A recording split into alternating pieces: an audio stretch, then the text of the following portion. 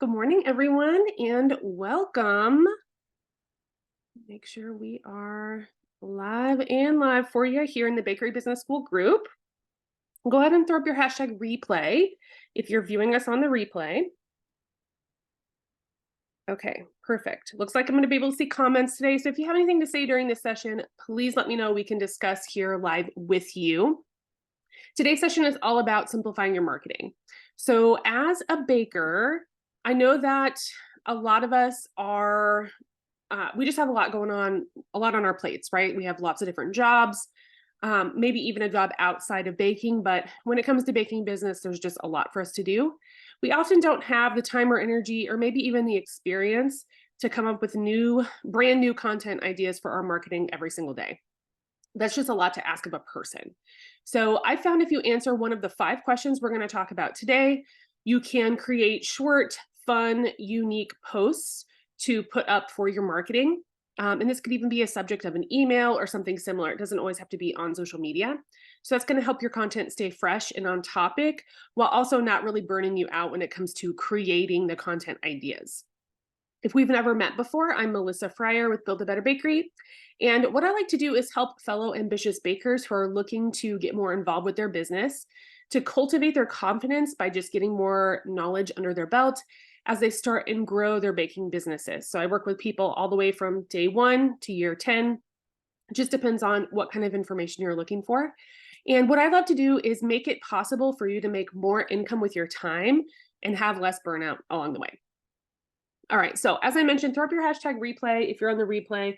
Throw up your hashtag live if you're here with me live so I can see that you're here and we can discuss this topic together. If you want to stay in the know about these lives, these are they are supporting our Bakery Business School Facebook group every week at 9 a.m. Mountain Time. What you can do is you can hang out in the group, check the events for what's going on, and then you'll also see replays linked up in the featured section. Normally, you can search for the title of the event, and that will show you the actual video. There are a couple different ways that you can find this information. You can also follow us on YouTube. I tend to post a lot of the replays up there as well. And on the email list, it's a free update list. If you want to get on there, it's on the website. You can sign up. You will get a gift from us on top of replay links sent out over email, which is sometimes easier to, digest because they're just coming 1 or 2 at a time rather than a whole channel full of videos. So whatever's best for you, we like to create this new fresh content to help support your journey. All right. So let's hop in today with the understanding that marketing and social content can be within a wide range of topics. And sometimes that can make it hard for us to make content because we think just there's so many options. What do I even do? And the themes can get kind of confusing and we might not be sure what people really want to hear about. So out of all of those, we know that some of the main purposes of creating content in the first place is to create interest from the clients and to have a connection point for them to continue to want to be around us and continue to want to watch us online or open our emails or whatever it is that you're doing. So the following 5 questions that we're going to cover today are going to give you some starting points for content creation. So go ahead and grab your notebook, have a little notepad or something open on your phone. I just want you to jot these 5 questions down so that you can keep them on your phone or above your computer or in your workspace. So when it comes time to post, especially if you don't know exactly what you want to talk about, all you have to do is answer one of the questions with just a short, fun answer, usually with a visual component if you have one on hand. And that's going to help give your audience something to connect to, but not cause a lot of brain gymnastics for you. You'll kind of already know what you need to talk about. Okay. Hey, Shantae. Hey, Demetria. Good to see you. Okay. Let's hop into number 1. And also, if you're here with me live and you're hearing these questions, if you have another question that you feel like you answer pretty consistently in your content that gets a lot of feedback, feel free to post it here too. We can create kind of a list together. These are just the top 5 that I tend to use the most. So number 1 is, what's the news on the street? Your audience likes to be up to date. No one likes to be the last person to know things. People tend to want information about what's going on around them. So any news or upcoming projects you're working on, people tend to be interested in that. And also thinking about how people love to share content or posts that are fun, but also informative and applicable to their friends and family. So if you're hosting an event or you're going to be at some event soon, people might tend to share that because they want to help other people know what's going on with you. So make sure you're making those posts shareable if you're not, and allowing people to help you spread the news of what's going on with you and your business. And that's just your job. You're just kind of filling them in on what's going on. Now, note that instead of telling them everything you have going on in one post, I would suggest breaking it up into smaller sections and using this question to fuel tons of content. So if you have 3 events coming up next month, instead of posting about all of them one time, which you can, but let's say, you're going to post one, just an overall calendar, break them up so that you can create specific content about each event. And then you'll end up with much more content on hand than if you just try to blast everyone with one post that they might not actually see or notice. So you want to ask yourself, what have I done recently? Or what do I plan to do that might be something my clients might just like to see, or maybe they can be a part of it. Can I ask them questions about this topic, etc.? How can I involve them in what's going on with the news of the business? So a bonus here, as I mentioned in the beginning, it's just so helpful to make sure that you're taking photos along the way, in progress photos, behind the scenes photos. It doesn't have to be anything, really produced, but you do want them to be bright enough for people to see what's going on, a clean image so people get a good feel for your brand. And we're just looking for visual elements that you can keep on hand so that when you post about something, you have that image to stop the scroll where people will stop and actually read what you wrote. And you can even write on images, etc., depending on how much it is you're really trying to say. If you don't have a photo for something that's happening in the future, what you could do is consider going onto an app like Canva and creating kind of a scroll stopping bright image that has something about coming soon. So just posting a little, it's still an image, but it might not be an image of the actual event or the product, but you can still help people kind of understand it with the picture. That's what I like to do. Number 2, it's kind of a first date question vibe. So this question is, what's your story? But we don't want to post with everything that's ever happened to you. Think about it like you're on a first date. So if someone asks you a question, you're usually going to answer with a couple sentences, not every single thing that's ever gone down. Clients often like to know a thing or two about who they're working with. It doesn't have to be really personal information, but just things that, again, you might say on a first date. So things that you might want to tell somebody to help them get to know you. And when it comes to food, it's kind of more important that people trust you for who you are because you are dealing with their food. Connection's a great way to show clients not only that you're just a real person behind the apron, that you have a history, but you also have a story that might be similar to theirs, which is great, or at least something they can connect with in one way or another, even if you're very different people. Consider taking a simple question about your story and turning that into a post with about 1 to 4 sentences of explanation. Here are just some questions that you can have in mind. What type of training or experience do you have? This could be you went to school for baking, or you just baked with your grandma for years and it's something you're obsessed with now. Or maybe you've worked in bakeries and that's where you got your experience. Another question, why is baking important to you? It could be something very personal. It could be something very it's just an obsession you have right now, whatever it is. What are your goals for your business? What does the next year look like for you? How have you felt about the last year of business? Kind of like a reflection post. What's the next big shift in your business that you can see happening? Is there something really big on the horizon, like a move or an expansion or a hire or something like that? Where are you from? Just filling them in. This is where I grew up. This is what I used to do, etc. Or even something like, what does a day in the bakery look like for you? So again, keeping it kind of short because these can get long and people aren't necessarily here to like read a novel about your life, but showing them a little bit of your background is beneficial. So about 1 to 4 sentences, like I mentioned, is a good way to kind of stop yourself from going too far. All right, number 3, the FAQ. So this is a great way to answer those questions about your profession or your products that you tend to get a lot, or you can feel that people truly just don't understand that part of what you're doing. It's a great way to open the door, show your clients that you're listening to them, or you can tell that there's some questions about what you do. And if one person had a question in the past, it's pretty common that more people have also had that question. They just didn't ask you. So go ahead and answering those as a piece of content is great. You can also answer them as an FAQ section of like the top of your Instagram in a story or on your website or somewhere where people can't, or in an album where people can actually read a real FAQ, but you can still use this as content as well. So let's say you have a website to order, but people often think they've ordered, and you get these messages of like, I think I ordered, but I never, I'm not sure, XYZ. So there might be just something causing issues with that. So maybe create a short video of how to place an order and mention they're going to receive a confirmation email, etc. Give them the steps of ordering. Or let's say you have a lot of flavors of cake normally, but we're heading into the holiday season, which is a little bit different for you. And maybe there's a limited flavor list. So show them the list, remind them that's going to happen, and give them suggestions of what icing and filling to pair with the holiday menu. So you're kind of getting them excited about the fact that you've taken away a bunch of options and showing them how they can use the new menu over the next couple months. Or let's say you get a lot of allergy requests. This is pretty common.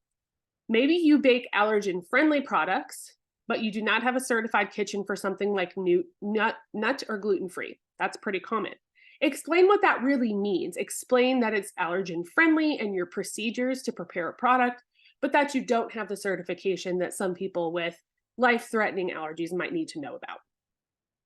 Or maybe you feel like people truly just don't understand how long a product takes to make, and they're questioning the pricing, or they just don't understand what it's like to make it. Keep account of the time and share those results with clients in a post. Just give them a little tidbit of what it's like to actually make something.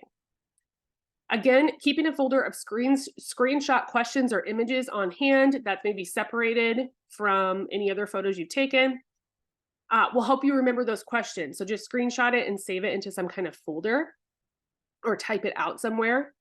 And then you'll be able to create this content quickly because you can just use one of the questions as the inspiration and create the piece.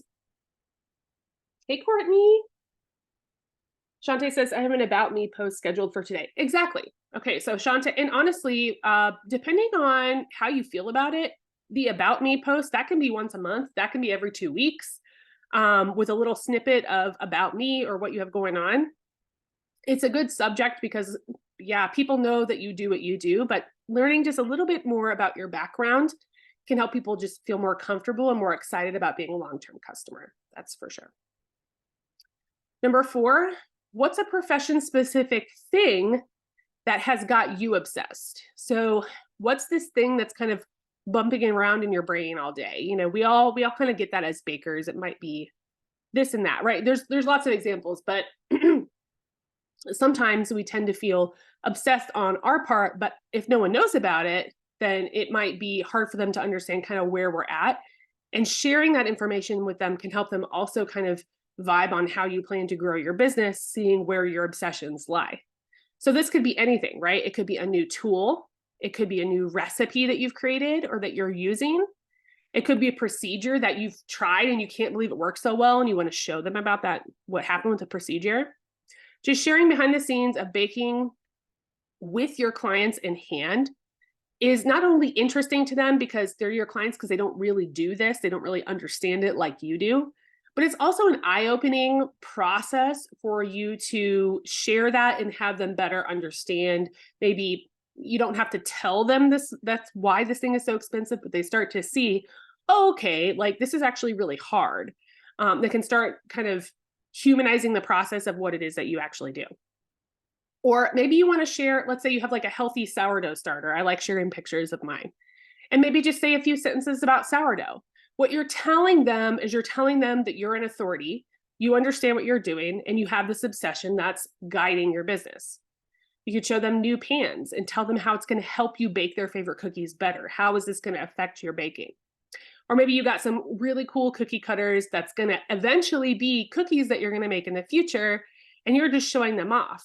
So you're kind of planting seeds for future purchases or future excitement about products that you haven't even made yet. Even showing off new box designs if you order new packaging, telling them how that's going to make the packaging better.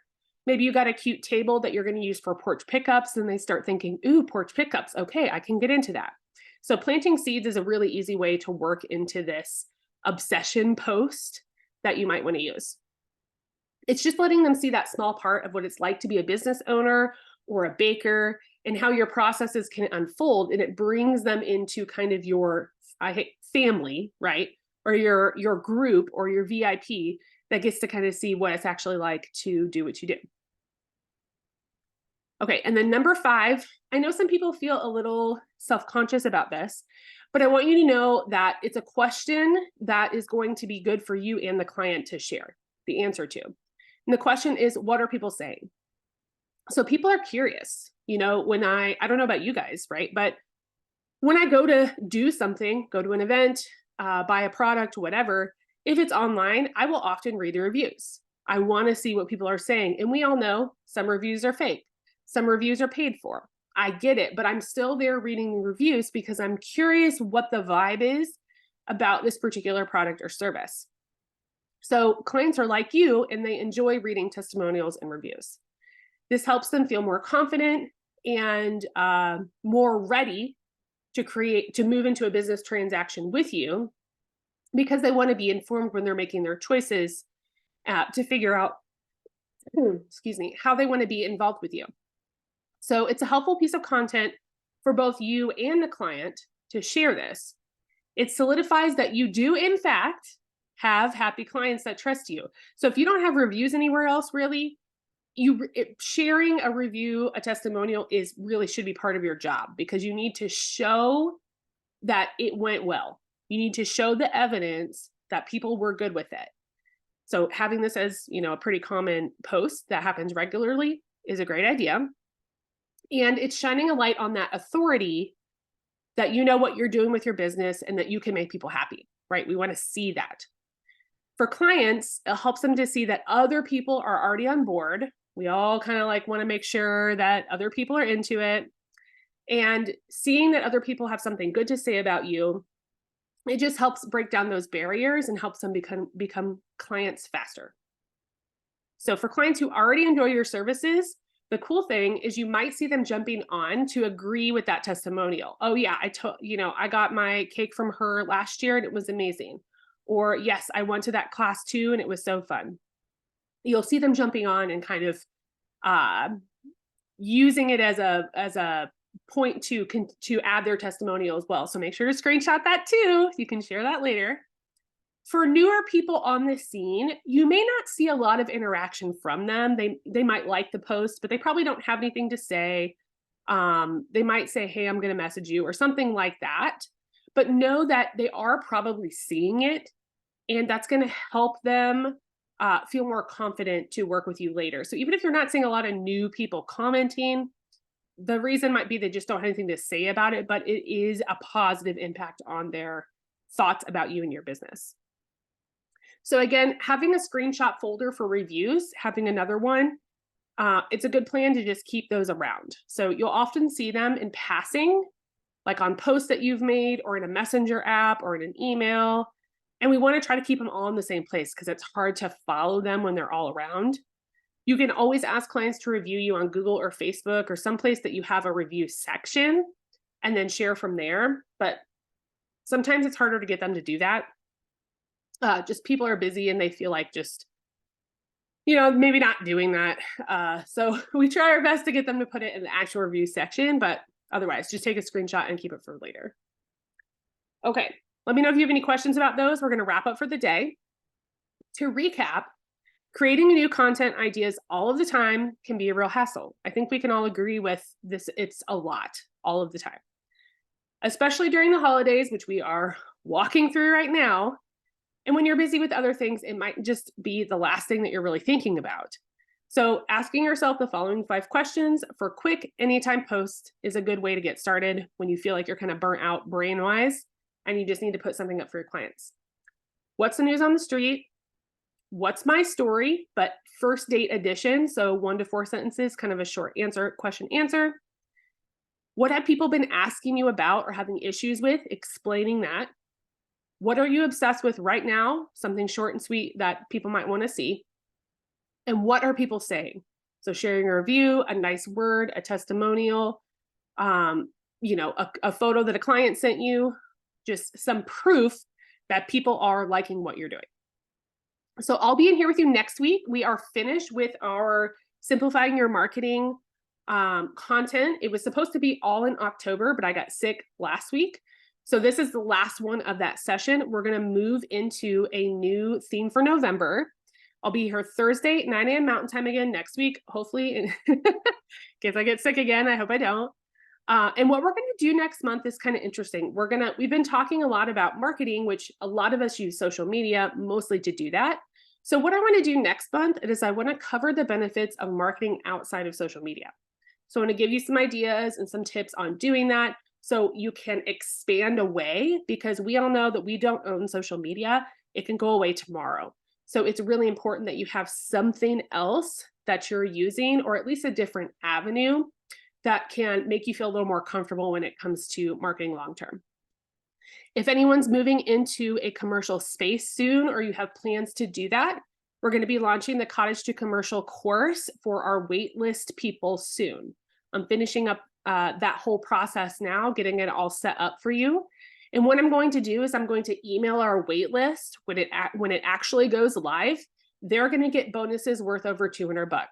So if you want to be on the waitlist, it's free to get on it. You'll just get an email when the bonuses go live, and when the course is live, you'll have a period of time to use the bonuses and purchase that course on the waitlist. If you don't, it'll be opened up to the public and the bonuses will be gone, but the course will still be there. So it just depends on if you're really ready to get in and you want to get $200, or I think it's more than $200 worth of bonuses on top of it. It's a really good opportunity. And because you're here and you are hearing me say this a lot, you're having a lot of opportunity to get set up with that. So you can just type waitlist. I believe the waitlist is on the website at buildabetterbakerynow.com as well. If you want to get on there, super easy. Okay, so if you need guidance, I get a lot of questions about mentorship options. What I would suggest is DMing me for my Calendly scheduling link so you can snag a time to talk with me one-on-one. Every new member gets a 20-minute session. It's complimentary. It's just baker to baker. I want you to have some mentorship under your belt. You can use that option. Like I mentioned, everyone gets one of those calls. Or if you want a longer, more in-depth conversation that comes with an action plan and email support, and you want to actually come up with a plan for getting something done, I also have longer calls that you can sign up for as well.